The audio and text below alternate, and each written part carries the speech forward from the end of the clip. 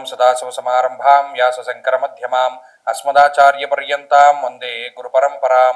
జ్యోతిష్ శాస్త్రాన్ని భావితరాల వారికి ప్రసాదించిన ఋషుల యొక్క పాదపద్మాలకి నమస్కారం చేసుకుంటూ, అలాగే నాకు ఈ జ్యోతిష విద్యను నేర్పిన గురువర్యులు జ్యోతిష బ్రహ్మ కీర్తిశేషులు శ్రీ ఏరంకి సూర్యనారాయణమూర్తి గారు, సూర్యేశ్రీ దైవజ్ఞ గారి యొక్క పాదపద్మాలకి నమస్కారం చేసుకుంటూ, ఓం శ్రీ మహాగణాధిపతేర్మః శ్రీ గురుభ్యో నమః హరి ఓం.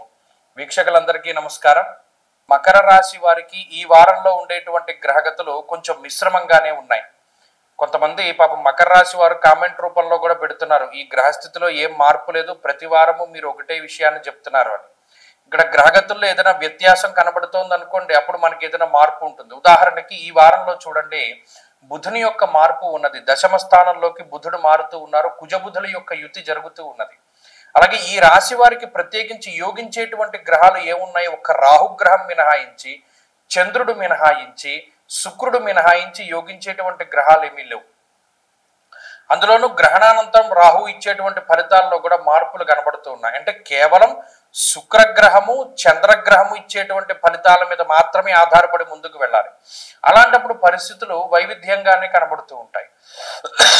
ప్రత్యేకించి ఉద్యోగంలో ఒత్తిడి ఉంటుంది, కుటుంబపరమైనటువంటి విషయాల్లో ఒత్తిడి కనబడుతూ ఉంటుంది, అలాగే ఆర్థిక పరమైనటువంటి విషయాల్లో ఒత్తిడి కనబడుతూ ఉంటుంది. అంటే పలానా ప్రోగ్రామ్కి మనం ఎంత ఫిక్స్డ్గా డబ్బు అట్టే పెట్టుకుంటే ఆ డబ్బు కన్నా ఎక్కువ ఖర్చు కనబడుతూ ఉంటుంది. అప్పటికప్పుడు డబ్బు ఎలా వస్తుంది అనేటువంటి దాని మీద కొంత ఒత్తిడి పెరుగుతూ ఉంటుంది. ఇలా ప్రతి చిన్న విషయం నుండి పెద్దదాని వరకు కొంత ఒత్తిడి, అంటే ఆ టెన్షన్ అనేటువంటిది సాధారణంగా ఈ రాశి వారిలో కనిపిస్తూ ఉంటుంది.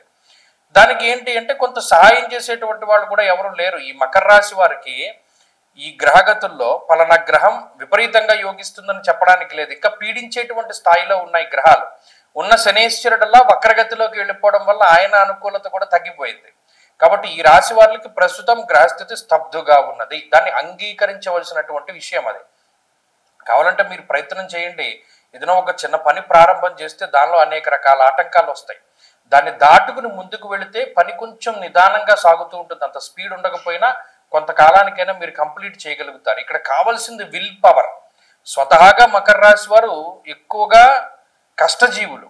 దానికి ఇంకా కొంచెం కష్టాన్ని యాడ్ చేయవలసి వస్తుంది, ఏదైనా ఫలితం వస్తుంది.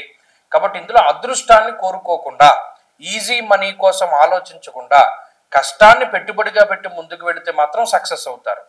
అది ఈ గ్రహస్థితి వల్ల అవుతుంది. ఇంకా దైవ బలం కూడా మనకి పెంపొందించుకోవడానికి, ప్రత్యేకించి ఈ అష్టమ స్థాన స్థిత కేతు గ్రహ దోషాన్ని పోగొట్టుకోవడానికి, అలాగే ఈ మిగతా 9వ స్థానమందు ఉండేటువంటి రవి దోషాలు పోగొట్టుకోవడానికి విచారే నవమే రవౌ అన్నది శాస్త్రం. ఎక్కువగా గణపతి ఆరాధన చేస్తూ ఉండాలి. విఘ్నేశ్వరుని ఆరాధన వల్ల మంచి చేకూరుతూ ఉంటుంది. ఈ వారంలో కలిసి వచ్చేటువంటి రోజు శుక్రవారంగా చెప్పవచ్చును. అదృష్ట సంఖ్య 2, అదృష్ట వర్ణము తెలుపు. తదుపరి కుంభరాశి.